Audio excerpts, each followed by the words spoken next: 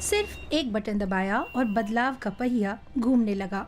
24 साल की विद्या लैंगिक रूढ़िवादिता को तोड़ रही हैं और पर्यावरण को भी बचा रही हैं। वो बस ड्राइवर हैं और नई दिल्ली से दूसरे शहरों को जाने वाली लंबी दूरी की इलेक्ट्रिक बसें चलाने वाली महिलाओं के पहले बैच से हैं। इन बसों का संचालन प्राइवेट कंपनी न्यूएगो करती है। ये भारत में ई बसें चलाने वाली बड़ी कंपनियों में शामिल है। हाईवे पे जाने के बाद मैम ये रहता है कि मुझे एकदम सेफली तरीके से पैसेंजर को उनके डी पॉइंट तक पहुंचाना है। भारत में ग्रीन हाउस गैस के कुल उत्सर्जन के 10% के लिए परिवहन क्षेत्र जिम्मेदार है। इसलिए यातायात को पर्यावरण के अनुकूल बनाने के लिए महत्वाकांक्षी लक्ष्यों की घोषणा की गई है। आज मैं ये जानने के लिए उत्सुक हूँ कि भारत सबसे कमजोर और हाशिए पर रहने वाले समुदायों के लिए रोजगार का अवसर पैदा करते हुए अपनी अर्थव्यवस्था को कैसे डीकार्बनाइज कर सकता है। विद्या जैसी महिलाएं इस नई हरित अर्थव्यवस्था का हिस्सा कैसे बन सकती हैं? सबसे मेन परेशानी तो हमारे घर से ही आती है, स्टार्ट होती है कि ये जेंट्सों वाला काम है तू करेगी, और उसके बाद फिर बॉडी को देख के भी इतनी पतली है, इतनी बड़ी गाड़ी चला लेगी। लोग कहते हैं ये काम जेंट्स के लिए, लेडीज़ के लिए नहीं है। नहीं, ऐसा कुछ नहीं है, बस काम करने की उत्सुकता होनी चाहिए और हौसला होना चाहिए।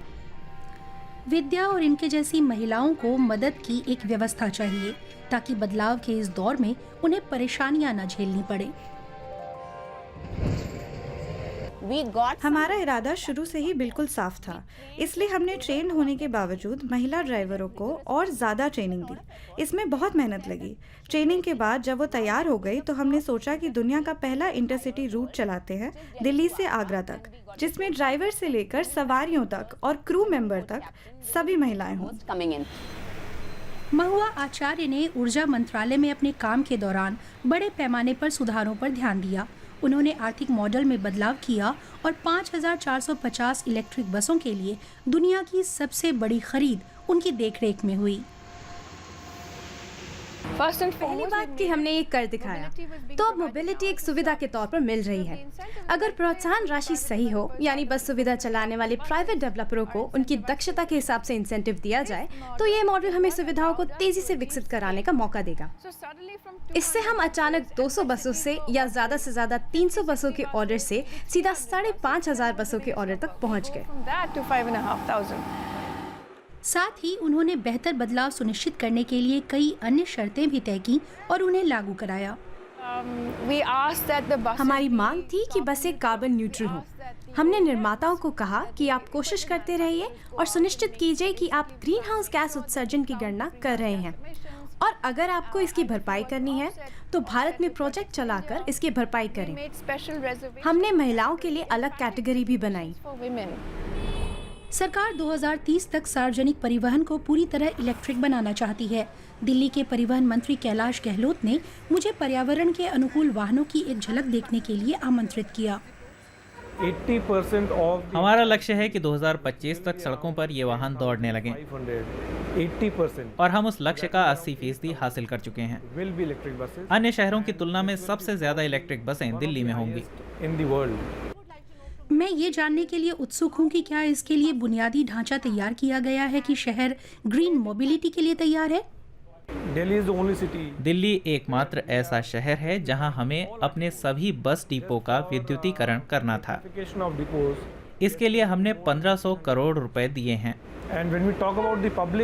अब हमारे पास 4,500 सार्वजनिक चार्जिंग स्टेशन हैं।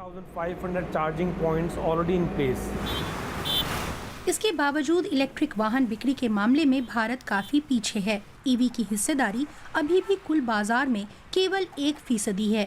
भारत ने ये स्पष्ट कर दिया है कि अंतर्राष्ट्रीय समुदाय से जरूरी वित्तीय सहायता मिलने पर यह बदलाव तेजी से हो सकता है।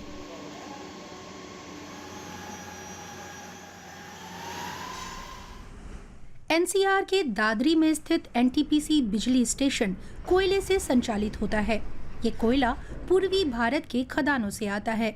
देश में ऊर्जा की जरूरत और अधिकांश अर्थव्यवस्था अभी भी कोयले से मिलने वाली ऊर्जा पर निर्भर है। मेरी मुलाकात आर्थिक खोसला से हुई, जो याद दिलाती हैं कि भारत में ऊर्जा क्षेत्र में बदलाव से उन लोगों के लिए रोजगार के अवसर पैदा होने चाहिए जो प्रत्यक्ष और अप्रत्यक्ष रूप से कोयले पर निर्भर हैं। It's quite exciting to talk वैश्विक अवधारणा के तौर पर न्यायोचित बदलाव के बारे में बात करना काफी रोमांचक है।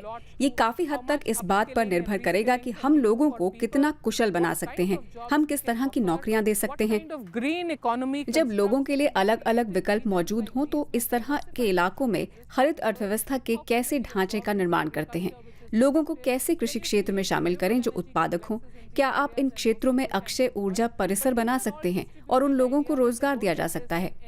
शायद हमें इसका प्रयास करने की जरूरत है। that's where effort needs to be. स्वच्छ और नवीकरणीय ऊर्जा के इस्तेमाल को बढ़ावा देने के दौरान चुनौतियां भी सामने आएंगी, लेकिन विद्या, महुआ और कैलाश गहलोत जैसे लोग हमें याद दिलाते हैं कि एक नई दुनिया की शुरुआत हो चुकी है और बदलाव के इस दौर में किसी को पीछे नहीं छोड़ा जाना चाहिए।